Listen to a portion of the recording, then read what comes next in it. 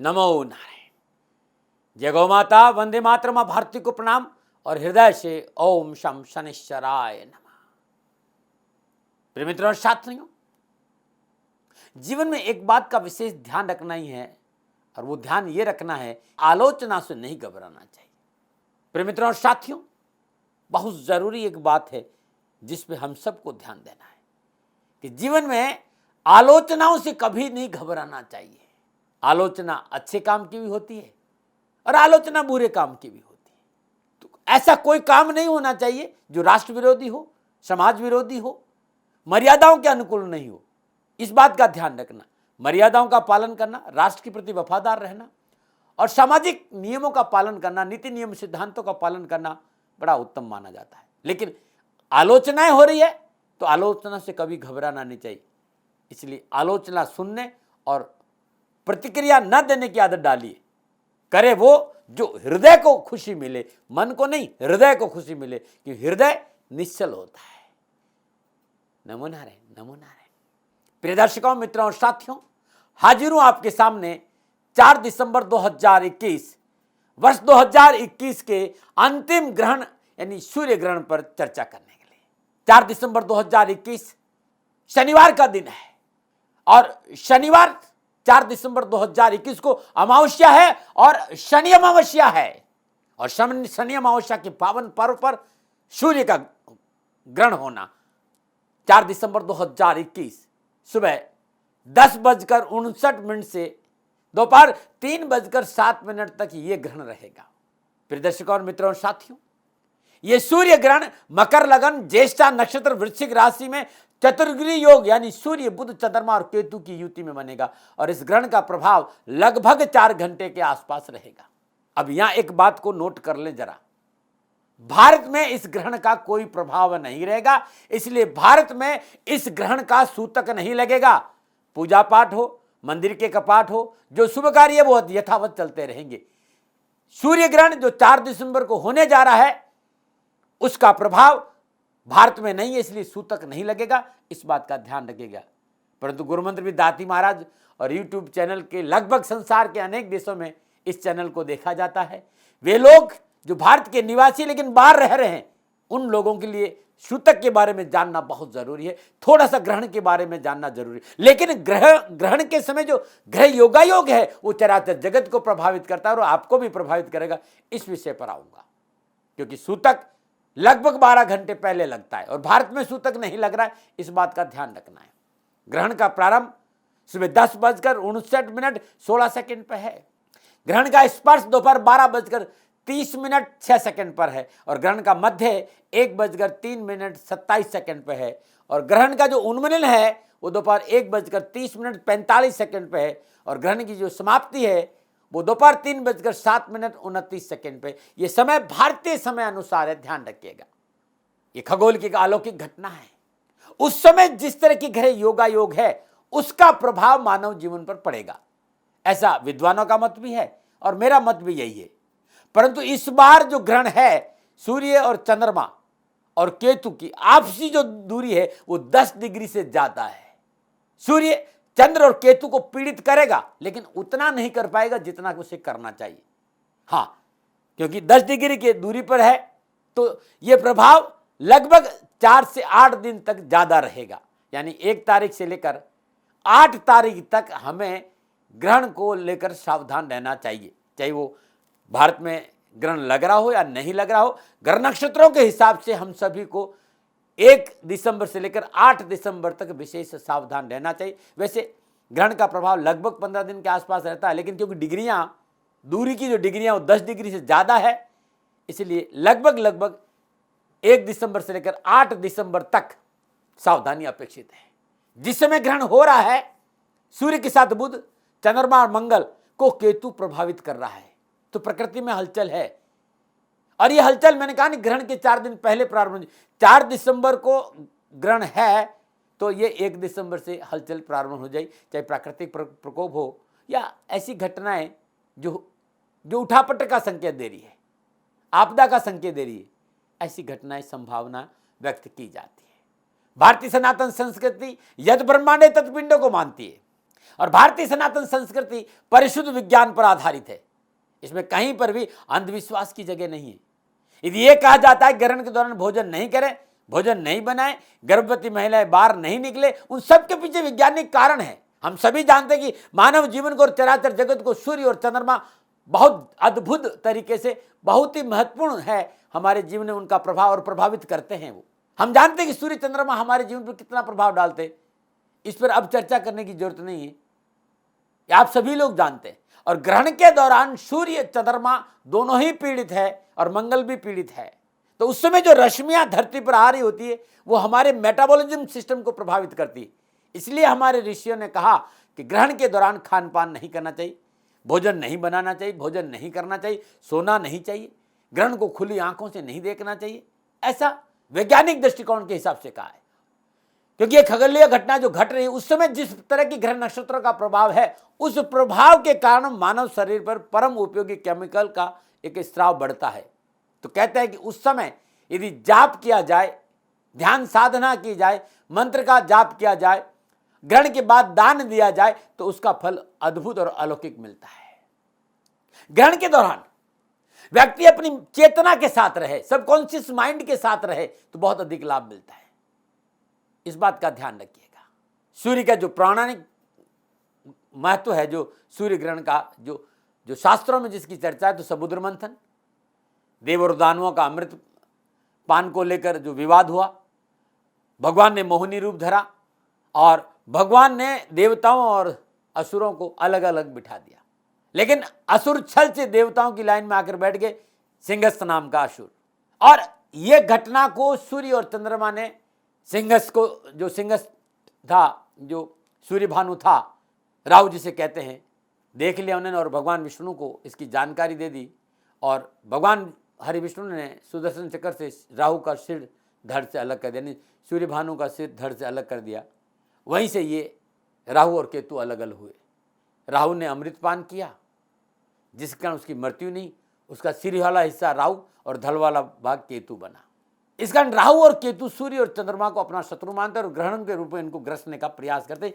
ये वैदिक शास्त्रों में इसकी चर्चा है कि सूर्य ग्रहण और चंद्र ग्रहण के होने के पीछे कारण राहु और केतु है। वैज्ञानिक तौर पर सूर्य ग्रहण, वैज्ञानिक तौर पर परिक्रमा करते हुए जो पृथ्वी, चंद्रमा और सूर्य एक सीधी रेखा में आ जाते हैं और चंद्रमा के सूर्य और पृथ्वी के मध्य में आ जाने के कारण सूर्य की रोशनी धरती पर पूरी तरह नहीं पहुंच पाती है, एक अंधकार छाता है, इसी को सूर्य ग्रहण कहते हैं। बहुत से मित्रों ने मुझसे कहा कि क्या होता है सूतक। ग्रहण घटित होने के ठीक 12 घंटे पूर्व एक निश्चित समय अवधि को सूतक काल माना जाता है। सनातन संस्कृति इस समय कोई भी शुभ कार्य करने के लिए वर्जित का संकेत करती है कि इसमें शुभ कार्य नहीं करना चाहिए। इसी समय अवधि को सूतक काल के नाम से जाना जाता है। तो पिछली बार भी लोगों ने सवाल किया कि सूतक काल को अशुभ क्यों माना जाता है। शास्त्रों में सूर्य और चंद्रमा को सृष्टि का आधार माना गया है और सूर्य और चंद्रमा का प्रभाव मानव जीवन पर सबसे अधिक पड़ता है। ज्योतिष में सूर्य को आत्मा, चंद्रमा को मन का कारक माना गया है। सूर्य और चंद्रमा से निकलने वाली ऊर्जा धरती के हर जीव को पोषित करती है और ग्रहण काल में इनसे निकलने वाली ऊर्जा धरती विहीन हो जाती है, इसलिए ग्रहण काल को अशुभ माना गया है। और इसी ऐसी मान्यता है, इस समय अवधि में कोई भी शुभ कार्य नहीं करना चाहिए। बहुत से मित्र ये कहते हैं कि भाई ग्रहण काल में क्या करें, तो शुभ कार्य नहीं करना चाहिए, लेकिन क्योंकि भारत में ये ग्रहण मान्य नहीं है, सूतक नहीं लग रहा है, इसलिए देव दर्शन की कोई मना नहीं, पूजा पाठ की कोई मना नहीं और शुभ कार्यों की कोई मना नहीं। लेकिन जहाँ ये ग्रहण लग रहा है उस समय मंदिर में नहीं जाना चाहिए, पूजा अर्चना नहीं करनी चाहिए, धूप बत्ती ज्योत नहीं जलाना चाहिए और तुलसी का स्पर्श नहीं करना चाहिए। नए वस्त्र पहनना, वाहन चलाना, दांतों की सफाई, बालों में कंघी, निजी कार्य जो होते हैं उससे बचना चाहिए। भोजन नहीं पकाना चाहिए, भोजन नहीं करना चाहिए, ग्रहण के दौरान सोना नहीं चाहिए और जो गर्भवती महिलाएं हैं उन्हें ग्रहण देखने से बचना चाहिए। ये बहुत सी बातें हमारे ऋषियों ने कही है, लेकिन कारण क्योंकि मेटाबॉलिज्म सिस्टम में चेंजेज आते हैं और सूर्य चंद्रमा जब प्रभावित हो तो हमारी आत्मा और हमारे शरीर, मन और शरीर सबको प्रभावित करते हैं, इसलिए थोड़ा सा ध्यान रखना चाहिए। पुनः याद दिलाना चाहता हूँ कि भारत में ये ग्रहण नहीं हो रहा, इसलिए सूतक नहीं लगेगा। अब बहुत से मित्रों ने यह भी कहा कि ग्रहण काल के दौरान करें क्या, तो ग्रहण काल के दौरान अधिक से अधिक आप जाप करें। मंत्र जाप का बहुत अनुकूल और शुभ माना गया है। ग्रहण काल के बाद गायों को चारा डालना, हरा चारा डालना, पक्षियों को दाना डालना बड़ा शुभ माना गया। गरीब को दान देना बड़ा शुभ माना गया है। ग्रहण काल की समाप्ति के बाद पुनः स्नान करें, स्वच्छ वस्त्र धारण करें और जब सूतक समाप्त हो जाता है तो गंगा जल का छिड़काव घर में जरूर करें और देवी देवताओं को पुनः धूप बत्ती जरूर दिखाएं। ग्रहण समाप्ति के बाद नया भोजन पकाकर खाना खाना चाहिए। बासी या बचे हुए भोजन का प्रयोग मना है, इस बात का ध्यान। और दान का तो अपना महत्व है भाई। तुलसीदास जी ने कहा नहीं बहुत कि तुलसी पंचिते पिए घटे न सरिता नीर और दान दिए धन ना घटे जो साय रघुवीर। दान का तो अपना कि दान यदि खुशी से दिया जाए, हृदय से दिया जाए, क्योंकि नदी का पानी पंछी के पीने से नहीं घटता है भाई। ठीक इसी प्रकार दान देने से मनुष्य का धन नहीं घटता। दान करना परोपकार है। ईश्वर का आशीर्वाद पाता जब व्यक्ति दान करता है और दानी व्यक्ति से सदा ईश्वर प्रसन्न रहता है और सदा उसकी झोली धन से भरकर रखता है। दान अपने सामर्थ्य के अनुसार करना चाहिए। दान हमेशा गुप्त होना चाहिए, इस बात का भी ध्यान होना चाहिए। इस बार सूर्य ग्रहण कहां कहां है तो अटलांटिक महासागर, दक्षिणी अफ्रीका, दक्षिणी अमेरिका, ऑस्ट्रेलिया में विशेष रूप से यह सूर्य ग्रहण होगा और ये भारत में नहीं दिखाई देगा, इसलिए भारत में इसका कोई सूतक नहीं लगेगा। लेकिन जहां जहां ये हो रहा है, जैसे दक्षिणी अफ्रीका है, दक्षिणी अमेरिका है, ऑस्ट्रेलिया है, अटलांटिक महासागर है, वहां यदि आप लोग रह रहे हैं तो 12 घंटे पहले से सूतक लग जाएगा, इस बात का ध्यान रखिएगा। ये थोड़ी सी जानकारी थी। अब क्योंकि 4 ग्रह प्रभावित हो रहे हैं, मकर लगन है, वृश्चिक राशि में है, तो इन 12 राशियों पर जो ग्रहण हो रहा है उस ग्रहण का उस समय जो नक्षत्र गणना क्या प्रभाव डालते हैं मैं राशि अनुसार आपको बताऊंगा और उपाय भी बताऊंगा। और सबसे पहले मैं बात करूंगा मेष राशि। मेष राशि वालों के लिए ये सूर्य ग्रहण मेष राशि वालों के राशि से अष्टम भाव यानी मकर लगन, ज्येष्ठा नक्षत्र, वृश्चिक राशि में चतुर्ग्रही योग यानी सूर्य, चंद्रमा, बुध, केतु की युति से बनेगा। मेष राशि वालों के लिए यह समय कारोबार के क्षेत्र में उतार चढ़ाव का संकेत दे रहा है। परिस्थितियों से थोड़ा सा प्रतिकूल परिस्थितियों से आमना सामना हो सकता है। साथ ही अपने आसपास के वातावरण पर पैनी नजर बनाकर रखनी होगी। किसी प्रकार का धोखे की भी प्रबल संभावना मेष राशि वालों को नजर आए। कारोबार विस्तार को लेकर अभी योजना ना बनाए तो अच्छा रहेगा। और पारिवारिक दृष्टिकोण समय आपको साथ लेकर चलना है अपनों को। जो पारिवारिक दृष्टिकोण इस हिसाब से देखा जाए तो अपने परिवार को साथ रखना बहुत जरूरी है। लंबी यात्राओं से बचना चाहिए। ये और यात्रा बहुत जरूरी है, स्वयं वाहन चलाकर यात्रा नहीं करे तो अच्छा रहेगा। मेष राशि वालों के लिए अष्टम भाव में ये ग्रहण है और उचित संकेत नहीं दे रहा। विशेष सावधानी, अपनी पर्सनल और प्रोफेशनल लाइफ में सावधानी बरतनी होगी। ऐसा कोई कार्य नहीं करे जिससे आपके मान सम्मान में ठेस पहुंचे। मानसिक तनाव से बचे, वाणी पर संयम रखे, अपनों के साथ प्यार और मोहब्बत से रहे और स्वास्थ्य के प्रति सावधानी बरते। छाती संबंधी बीमारियों को लेकर लापरवाही नहीं बरते। जल्दबाजी से बचना बहुत जरूरी, वाणी पर संयम रखना बहुत जरूरी। मेष राशि वालों, क्योंकि ग्रहण 10:59 से शुरू होगा और 3:07 तक रहेगा, तो इससे पहले नहा धोकर स्वच्छ वस्त्र धारण करिएगा। सुंदर मंत्र है मेष राशि वालों के लिए। ग्रहण के दौरान इस मंत्र का जाप करना है। ओम नारायणाय सुरसिंहाय नमः, ओम नारायणाय सुरसिंहाय नमः। इस मंत्र का जाप मेष राशि वालों के लिए करना बड़ा शुभ रहेगा। और ग्रहण की समाप्ति के बाद पुनः स्नान करिएगा और श्रद्धानुसार साबुत मसूर, गुड़ या गुड़ वाले पराठे या मीठे चावल जरूरतमंद लोगों को दान देना बहुत जरूरी है। नमूना बात करते हैं वृषभ राशि की। वृषभ राशि वालों के लिए सूर्य ग्रहण सप्तम भाव मकर लगन, ज्येष्ठा नक्षत्र, वृश्चिक राशि में चतुर्ग्रही योग यानी सूर्य, बुध, चंद्रमा और केतु की युति से बनेगा। वृषभ राशि वालों के लिए 1 दिसंबर से लेकर 8 दिसंबर का समय थोड़ा सा नाजुक साबित होगा। व्यर्थ के खर्चे बढ़ने से आर्थिक स्थिति डामाडोल होगी। आर्थिक हानि से प्रबल योग नजर आ रहे हैं, इससे बचना होगा। इस समय किसी तरह का धन निवेश करना वृषभ राशि वालों के लिए नुकसानदायक रहेगा। कार्य क्षेत्र में अपने सहकर्मियों से वाद विवाद की प्रबल संभावनाएं बचना चाहिए। अपनी मित्र मंडली पर अधिक विश्वास करना आपके लिए हानिकारक सिद्ध होगा। मित्रों पर अंधा विश्वास के कारण आप किसी कंट्रोवर्सी के शिकार हो सकते हैं, बचना बहुत जरूरी। पारिवारिक स्थिति सावधानी का प्रबल संकेत दे रही। पारिवारिक जीवन में उथल पुथल का संकेत नजर आ रहा है, लापरवाही नहीं करें। और पारिवारिक सुख शांति के लिए अपने व्यवहार में शालीनता बनाकर रखें। आंखों संबंधी बीमारी, के प्रति विशेष सावधान रहना बहुत जरूरी है। लापरवाही नहीं करो, विशेष रूप से संतान और माता के स्वास्थ्य के प्रति लापरवाही नहीं बरतें। शेयर मार्केट का काम करते तो बहुत सावधानी बरतें, नुकसान की संभावना है।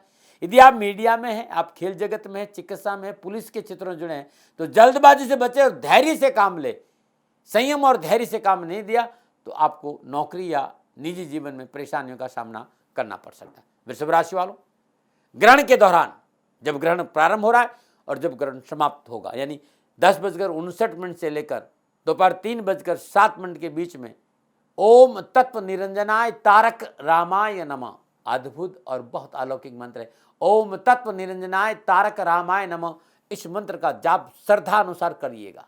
जब ग्रहण समाप्त हो जाए यानी दोपहर 3:07 तो पुनः स्नान करिए। स्नान करने के बाद श्रद्धानुसार दही, कपूर, अदरक, घी ये आप किसी मंदिर या गरीब आदमी को दान में देंगे तो आपके लिए बड़ा शुभ रहेगा।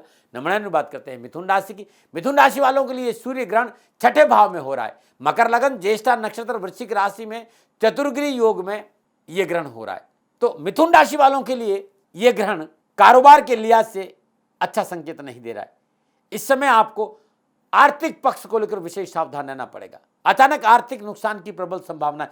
पैसे के लेन देन से थोड़ा सा बचकर रहना बहुत जरूरी। उधार लेन देन से बचना बहुत जरूरी। धन का लेन देन नुकसान देगा और नए निवेश से बचे। कार्य क्षेत्र में वाद विवाद की स्थिति से बचने का प्रयास करें। स्वास्थ्य का ध्यान रखिएगा। छठा भाव रोग का है। व्यर्थ का कर्जा न दे न ले और शत्रु से सावधान रहे। तो आहार विहार खान पान में सात्विकता रखनी बहुत जरूरी है। नक्षत्र गणना इस बात का संकेत दे रही है कि विशेष रूप से सावधानी संतान और जीवन साथी पर खर्चा बढ़ सकता है। स्वास्थ्य को लेकर या किसी और चीज को लेकर ध्यान रखिएगा। सरकारी कार्यों के प्रति सावधानी बरते। यात्रा में आप दक्षिण पश्चिम दिशा में लंबी यात्रा पे जा रहे तो स्वयं वाहन चलाकर यात्रा करना नुकसानदायक हो सकता है। ग्रहण प्रारंभ हो रहा है, ग्रहण समाप्ति तक मिथुन राशि के लोग ओम नमो प्रिय पीताम्बराय नमः, ओम नमो प्रिय पीताम्बराय नमः इस मंत्र का जाप करेंगे और साथ में अर्गला स्तोत्र का जाप करना भी बड़ा शुभ रहेगा। मिथुन राशि वालों के लिए ग्रहण समाप्ति के बाद साबुत मूंग, इलायची, हरी सब्जियां, हरे कपड़े गरीब निर्धन लोगों को दान में देंगे तो बड़ा शुभ रहेगा ये ग्रहण आपके लिए। नमन। और बात करते हैं कर्क राशि। कर्क राशि वालों के लिए सूर्य ग्रहण पंचम भाव में हो रहा है।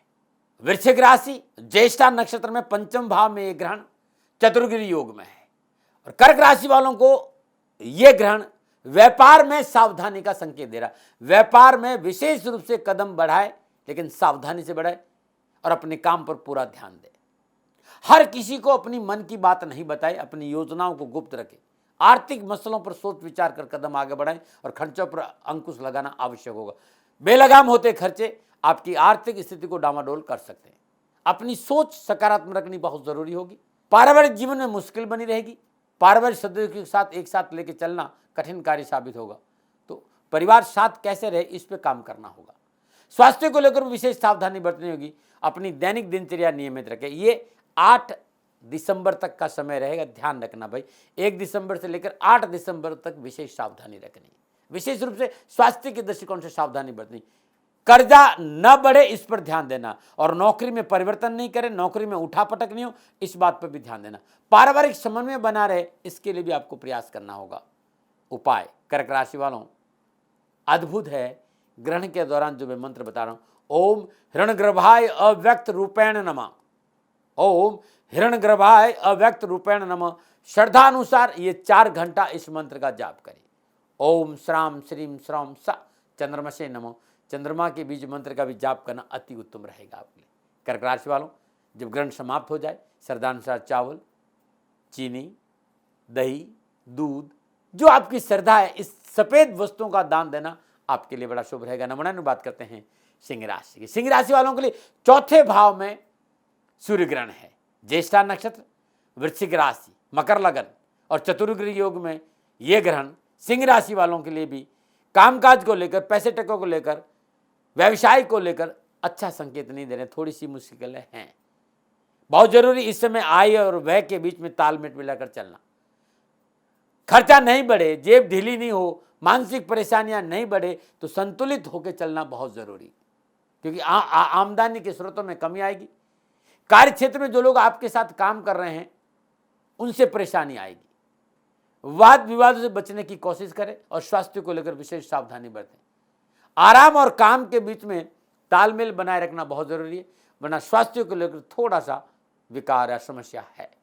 विशेष सावधानी क्या है? वाणी पर संयम रखना बहुत जरूरी। धन के उधार लेन देन से बचना बहुत जरूरी और इस समय नौकरी में परिवर्तन नहीं करें। क्या उपाय करें और क्या दान करें? सिंह राशि वालों, जब ग्रहण प्रारंभ होगा और ग्रहण समाप्ति के बीच में श्रद्धानुसार ओम क्लीम ब्रह्मणे जगतधाराय नमः, ओम क्लीम ब्रह्मणे जगतधाराय नमः इस मंत्र का जाप करिएगा इन 4 घंटों में, जब भी जितना मौका मिले। या फिर ओम ह्राम ह्रीम ह्राम स सूर्याय नमः, सूर्य के बीच मंत्र का भी जाप करना आपके लिए बड़ा शुभ रहेगा। क्या दान दें? ग्रहण की समाप्ति के बाद नहा धोने के बाद स्वच्छ वस्त्र धारण करें। गेहूं, लाल चंदन, तांबे का बर्तन, नारियल, लाल फल, ये गरीबों को बांटना आपके लिए बड़ा शुभ रहेगा और ये बांटिएगा, इस ग्रहण में आपके लिए लाभ रहेगा। नमन। और बात करते हैं कन्या राशि। कन्या राशि वालों के लिए सूर्य ग्रहण तीसरे भाव में हो रहा है और मकर लगन में है और ज्येष्ठा नक्षत्र और वृश्चिक राशि में चतुर्ग्रही योग में ये सूर्य ग्रहण कन्या राशि वालों के लिए। तो कारोबार के तौर पर तो स्थितियां ठीक रहेगी और कारोबार में लाभ भी है। मेहनत के बल पर योजनाएं सफल भी होगी, नई योजनाओं का लाभ भी मिलेगा, परंतु वित्तीय लाभ के साथ मानसिक तनाव बढ़ने का संकेत। धन मिलेगा, नौकरी में अच्छा रहेगा, व्यवसाय में ठीक रहेगा, लेकिन मानसिक संतुलन बिगड़ सकता है, इस पर ध्यान देना होगा।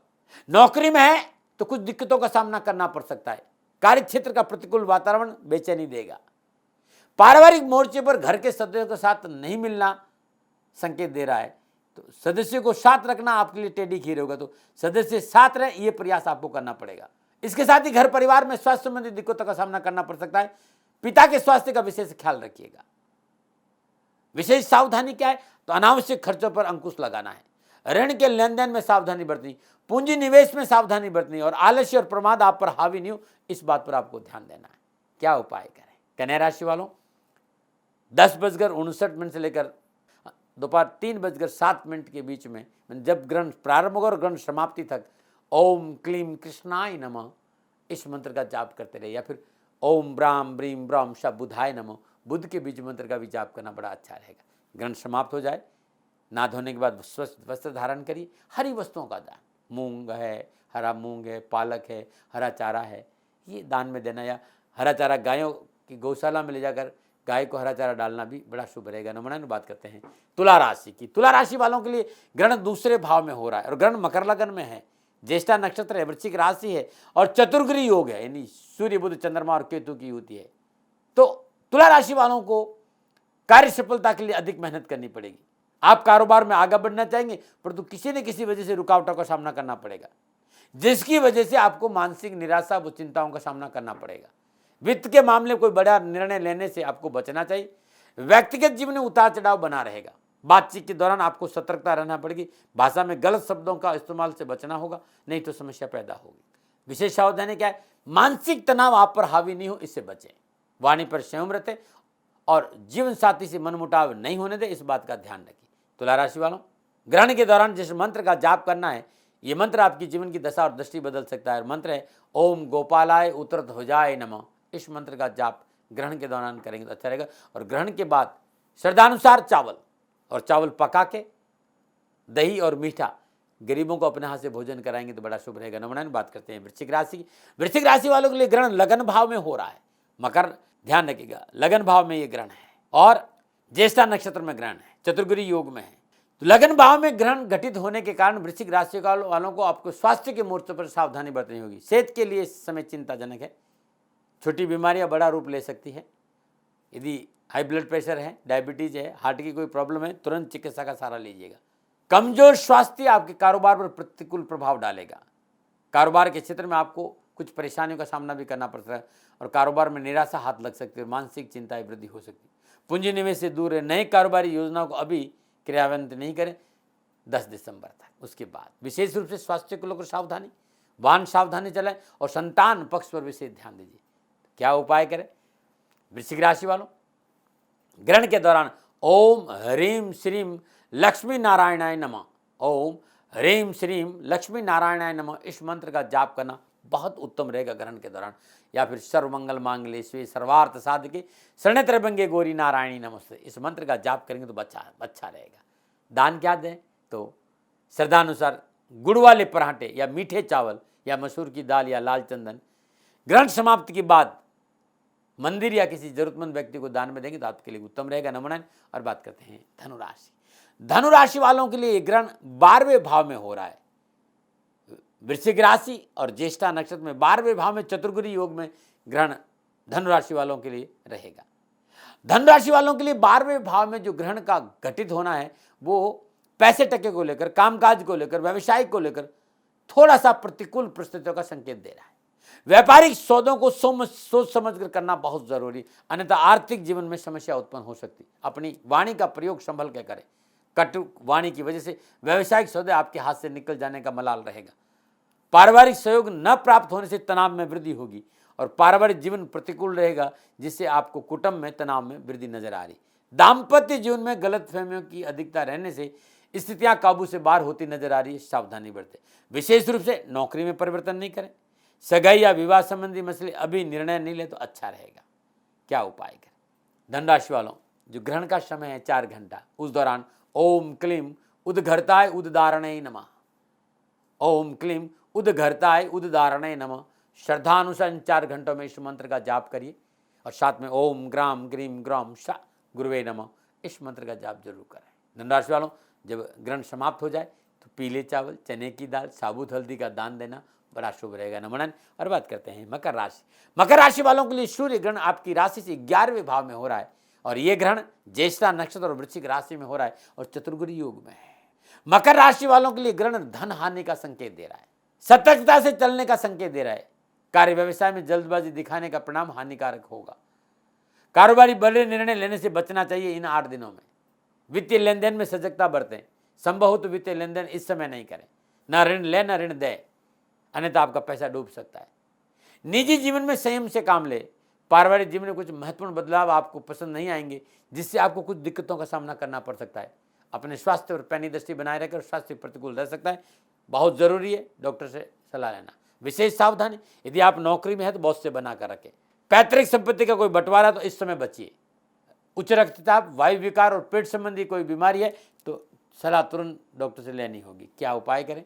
मकर राशि वालों, ओम श्री उपेंद्राय नमः, ओम श्री उपेंद्राय नमः और इसके साथ साथ मंगलकारी मंत्र नीलांजनम क्षमाभासम रविपुत्रम यमाग्रजम छायात्मात्र संभूतम तम नमामि शन, इस मंत्र का जाप करना बड़ा शुभ रहेगा आपके लिए। नमन। क्या क्या क्या दान दें? जब ग्रहण समाप्ति हो उसके बाद छाता, जूता, सदानुसार देसी चना का दान देना भी मकर राशि वालों के लिए बड़ा शुभ रहेगा। नमन। और बात करते हैं कुंभ राशि। कुंभ राशि वालों के लिए सूर्य ग्रहण 10वें भाव में हो रहा है और 10वें भाव में ज्येष्ठा नक्षत्र और वृश्चिक राशि में चतुर्ग्रह योग में ये कुंभ राशि वालों के लिए ग्रहण है। कुंभ राशि वालों के लिए समय समझदारी से चलने का संकेत दे रहा है। व्यापारिक जातकों के लिए आर्थिक समस्याएं परेशानी बढ़ा सकती है। आर्थिक स्थिति में उतार चढ़ाव बना रहेगा। कारोबारी शत्रुओं से बच के रहने की जरूरत है। लाभ प्राप्ति के लिए बहुत मेहनत करनी होगी। पारिवारिक स्थिति में उठापटक का संकेत दे रही है। पारिवारिक जीवन प्रतिकूल रहेगा। कुटुंब में तनाव का माहौल बना रहेगा। परिवार का सहयोग नहीं मिलने से मन में असमंजस की स्थिति बनी रहेगी। आपके किसी निर्णय के चलते परिवार वाले आपसे विरुद्ध खड़े नजर आएंगे, ऐसा लगता है। और स्वास्थ्य के प्रति भी सावधान रहना पड़ेगा और विशेष सावधानी है, पारिवारिक समस्याओं से जूझना पड़ सकता है, ये देख लीजिए। और पैतृक संपत्ति के लिए उठापटक रहेगी और स्वास्थ्य प्रतिकूल रहेगा, इनसे बचिएगा। उपाय क्या है? कुंभ राशि वालों, ग्रहण का जो 4 घंटे का समय है उस ग्रहण काल में ओम श्री वत्सलाय नमः, ओम श्री वत्सलाय नमः इस मंत्र का जाप करना बड़ा शुभ रहेगा। और कुंभ राशि वालों, ग्रहण के बाद काले तिल, बूरा, उड़द और लोहा का दान गरीब जरूरतमंद लोगों को देंगे तो बड़ा अच्छा रहेगा। काले तिल और बूरा मिलाकर चींटियों को डाल देंगे तो दारिद्र्य दूर हो जाएगा। नमन। और बात करते हैं मीन राशि। मीन राशि वालों के लिए सूर्य ग्रहण 9वें भाव में ज्येष्ठा नक्षत्र, वृश्चिक राशि और चतुर्ग्रह में योग हो रहा है। तो मीन राशि वालों के लिए यह ग्रहण मेहनत से सफलता का संकेत दे रहा है। जो व्यवसाय कर रहे हैं उन लोगों को हर सौदों को सोच समझ करने की जरूरत है, लेकिन वित्त संबंधी कोई भी बड़ा निर्णय लेने से इन 8-10 दिनों में बचना चाहिए। कामकाज का बढ़ता बोझ मानसिक स्थिति पर प्रतिकूल प्रभाव डालेगा। कारोबारी समस्याएं जटिल होती नजर आएगी, जिनका समाधान खोजने के लिए आपको कड़ी मेहनत भी करनी होगी। पारिवारिक स्थिति मानसिक तनाव को बढ़ाने वाली, ध्यान रखें। अपने अहंकार पर काबू रखें और दृष्टिकोण सकारात्मक रखना बहुत जरूरी है, अन्यथा परेशानी है। अपनी भावनाओं को काबू रखें, नेगेटिव सोच से बचें। विशेष रूप से सावधानी, तो यात्रा में कष्ट हो सकता है, ध्यान रखिएगा। स्वास्थ्य प्रतिकूल रह सकता है, लापरवाही नहीं। और वाहन चलाते समय विशेष सावधानी बरतनी पड़ेगी। मीन राशि वालों क्या उपाय करें? तो ये जो 4 घंटे होंगे ग्रहण के समय के, ओम श्री देवकी कृष्णाय ऊर्ध्व शताय नमः, ओम श्री देवकी कृष्णाय ऊर्ध्व शताय नमः, इस मंत्र का जाप करना बड़ा शुभ रहेगा। या फिर ओम नमो भगवती वासुदेवाय नमः। ग्रहण समाप्ति के बाद चने की दाल, शहद, पका हुआ पपीता, पीले फल गरीब जरूरतमंद लोगों को दान में देंगे तो आपके लिए बड़ा शुभ रहेगा। प्रिय दर्शकों, मित्रों, साथियों, ये 4 दिसंबर 2021 का सूर्य ग्रहण था। ग्रहण का जो प्रारंभ है वो 10:59 है और समाप्ति है वो दोपहर 3:07 में है। यह ग्रहण भारत में नहीं लग रहा है, इसलिए इसका सूतक नहीं होगा। लेकिन क्योंकि उस समय के जो ग्रह योगा योगी, क्योंकि सूर्य और चंद्रमा पीड़ित हो रहे हैं, तो मानव जीवन पर जो प्रभाव रहेगा 12 राशियों के हिसाब से वो मैंने आपको बताया। ये प्रभाव 1 दिसंबर से लेकर 8 दिसंबर के बीच में रहेगा। 4 से 8 तारीख तक का समय विशेष सावधानी का, इस बात पर ध्यान दें। मैंने अपने विचार रखे, ला देने का मेरा कोई स्वभाव नहीं है। सेकंड ओपिनियन का अधिकार आपका था, आपका है, आप ही का रहेगा। हाँ, कोई भूल हो गई हो, दोनों हाथ जोड़कर क्षमा प्रार्थी हूँ। नमो नारायण, नमो नारायण। राजस्थान का हर व्यक्ति जानता है कि दाती महाराज गायों से बहुत प्यार करते हैं, बेटियों से बहुत प्यार करते हैं। हजारों सैकड़ों बेटियों के लिए, जीवन के लिए मैंने अपना संपूर्ण जीवन दिया है और ये मेरा शौक था, मेरी राष्ट्र की धरोहर थी और ये करना मेरा कर्तव्य और कर्म था। मैं आपको किसी वजह से नहीं सुना रहा हूं, बस खाली बता रहा हूं कि ये मेरा जीवन का लक्ष्य रहा है। मनुष्य हूं और मानव होने के नाते मेरा कर्तव्य है कि मैं अपनी राष्ट्र की सेवा करूं। मैं इस राष्ट्र का नागरिक हूं। 30 सालों से मैं बेटी बचाओ और गौ सेवा में अपना जीवन इस राष्ट्र के साथ लगाया है। वर्तमान परिस्थितियां आर्थिक दृष्टिकोण से मेरी अनुकूल नहीं है। धन नहीं मांग रहा हूं कि मुझे आप पैसे दीजिए, नहीं, पहले भी कभी नहीं मांगा और अब भी मैं नहीं कह रहा हूं। और ये मेरा अहंकार नहीं है, क्योंकि धन को लेकर मैं राष्ट्र के सामने कभी नहीं आया था। हमेशा मैंने ये कहा कि साहब सेवा करिए, आप, मैं भी सेवा करता हूं, आप भी सेवा करिए। धन नहीं चाहिए, लेकिन वर्तमान में जो आर्थिक परिस्थिति हैं वो मेरे को ये कहने के लिए मजबूर कर रही है कि सन्निधान गौशाला की गायें दुखी नहीं रहे, इसके लिए मुझे आपका सहयोग चाहिए। और सहयोग के लिए मैं स्वयं आपके साथ खड़ा हूं, आपकी समस्याओं के समाधान के लिए। भाई, आप अपनी जन्म कुंडली का अवलोकन कराना चाहते हैं, आप अपनी जन्म कुंडली बनाना चाहते हैं, आपको बहुत सी चीजों की जानकारी चाहिए, तो मैं आपके साथ खड़ा रहूंगा, पूरे साल खड़ा रहूंगा, जब तक जीऊंगा तब तक खड़ा रहूंगा। नंबर आ रहा है, इन नंबरों पर संपर्क करिए, आप मेरे से बात करिए, लेकिन इसकी एवज में गायों के लिए चारे की व्यवस्था कर लीजिए। और इसीलिए मैंने कहा था कि भाई थोड़ा दिन, इस समय मैं परेशानी में हूं और मेरी गायें चारों को लेकर थोड़ी सी परेशान है। ऐसा हृदय से आया, लोगों ने कहा कि राष्ट्र आपसे प्यार करता है दाती महाराज, एक बार निवेदन करिए। तो मैं दान नहीं मांग रहा हूं, फिर भी मैं अभी भी, मेरा ये अहंकार नहीं है साथियों, मेरा राष्ट्र सर्वोपरि है। मैं ये नहीं कह रहा हूं, मैं ये कह रहा हूं मैं परिश्रम करूंगा आपके लिए, और परिश्रम के एवज में गायों के लिए चारे की व्यवस्था करिए। शनि भगवान आपकी रक्षा करे और आपका जीवन सदा खुशियों से भरा रहेगा, ऐसा मेरा निवेदन। और वे लोग जो सक्षम है, सामर्थ्यवान है और जिन्हें दाती महाराज के ज्योतिषीय समाधान की आवश्यकता नहीं, तो उनको मेरा प्रणाम। क्योंकि बहुत से लोगों को मैंने देखा है पिछले 1 महीने में, लगभग 20 से 25-50 लोग ऐसे भी हैं जिन्होंने शनिधाम गौशाला में 2100 रुपया चारा कर दिया है। मैं उन सब के प्रति अपना आभार प्रकट करता हूं और ये सहयोग मैं जीवन भर याद रखूंगा। मित्रों, समय ऐसा है कि मेरी परिस्थिति आर्थिक दृष्टिकोण से अनुकूल संकेत नहीं दे रही है, इसलिए मैंने राष्ट्र से कहा कि सन्निधान गौशाला में परेशानी नहीं चाहिए। सरकार सपोर्ट कर रही है, अपनी सीमाओं में रहते हुए जो सरकार करती है, लेकिन उससे पूरा नहीं पड़ता है, ये आप भी जानते हैं। शासन की अपनी एक सीमा है और अपनी मर्यादा है, और शासन के पास और बहुत से काम है। लेकिन फिर भी मैं आप सभी का धन्यवाद देते हुए हृदय से पुनः एक बार निवेदन करना चाहता हूं कि आपको लगता है कि दाती महाराज के साथ सन्निधाम गौशाला में खड़ा रहना है, तो नंबर है, जरूर सहयोग करें। मेरा कोई दबाव नहीं है, प्रार्थना थी। ओम नमो नारायण, ओम नमो नारायण।